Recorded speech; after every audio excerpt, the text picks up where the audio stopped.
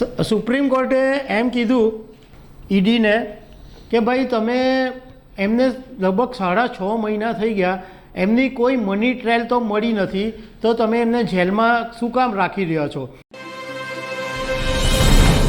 નમસ્કાર દર્શક મિત્રો, આમ આદમી પાર્ટી માટે એક રાહતના સમાચાર સામે આવ્યા છે.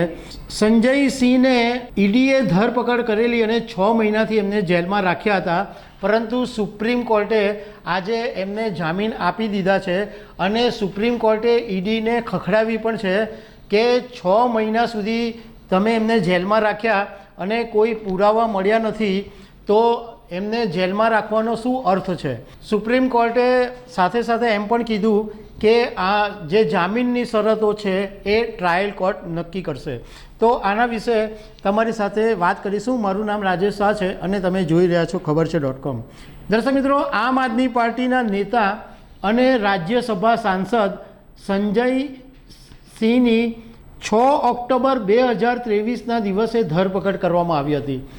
એમની ઉપર પણ એ જ કેસ ચાલતો હતો કે શરાબ કૌભાંડમાં જે મની લોન્ડરિંગનો મામલો હતો એ બાબતમાં સંજય સિંહની ધરપકડ કરવામાં આવી હતી અને 6 મહિનાથી તેઓ જેલવાસ ભોગવી રહ્યા હતા. હવે સુપ્રીમ કોર્ટની અંદર સંજય સિંહે જામીન અરજી કરી હતી, તો સુપ્રીમ કોર્ટના જે જસ્ટિસ છે સંજીવ ખન્ના, દીપાંકર દત્તા અને પીવી બરાલેની, આ 3ની બેન્ચે આજે ચુકાદો આપ્યો કે અમે સંજય સિંહને જામીન આપીએ છીએ. સુપ્રીમ કોર્ટે એમ કીધું ઈડીને કે ભાઈ તમે એમને લગભગ 6.5 મહિના થઈ ગયા, એમની કોઈ મની ટ્રાયલ તો મળી નથી, તો તમે એમને જેલમાં શું કામ રાખી રહ્યા છો? અમે એમને જામીન આપીએ છીએ.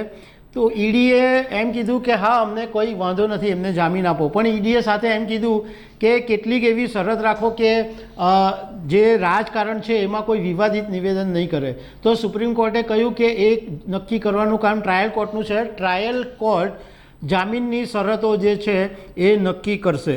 હવે આના ઉપરથી એક વાત એ છે કે હવે ઈડી સંજય સિંહની ધરપકડ નહીં કરી શકે અને એટલું છે કે જ્યાં સુધી ટ્રાયલ પૂરી થશે અને ટ્રાયલ વખતે જે તારીખો જાહેર થશે એ તારીખો પર સંજય સિંહે કોર્ટમાં હાજર રહેવું પડશે. અત્યારે અરવિંદ કેજરીવાલની પણ ધરપકડ થઈ છે. અરવિંદ કેજરીવાલ પણ જેલમાં છે અને આમ આદમી પાર્ટીના બધા જે મોટા મોટા નેતાઓ છે, મનીષ સિસોદિયા પણ જેલમાં છે. તો આવા સંજોગોની અંદર સંજય સિંહ જેલમાંથી બહાર આવશે તો એ આમ આદમી પાર્ટી માટે એક રાહતની વાત હશે. દર્શક મિત્રો, આ સંજય સિંહને આજે જે જામીન મળ્યા એના પરથી રાજકારણના જાણકારોનું કહેવું એમ છે કે હવે મનીષ સિસોદિયા અને અરવિંદ કેજરીવાલ માટે પણ આશાનું કિરણ સામે આવ્યું છે કે એમને પણ જામીન મળી શકે છે. લોકસભાની ચૂંટણી હવે નજીકમાં છે, ત્યારે આમ આદમી પાર્ટીના નેતાઓ જેલમાં હોવાને કારણે આમ આદમી પાર્ટીને મુશ્કેલી છે, પરંતુ જો નેતાઓ બહાર આવે તો એમને મોટો લાભ મળી શકે છે.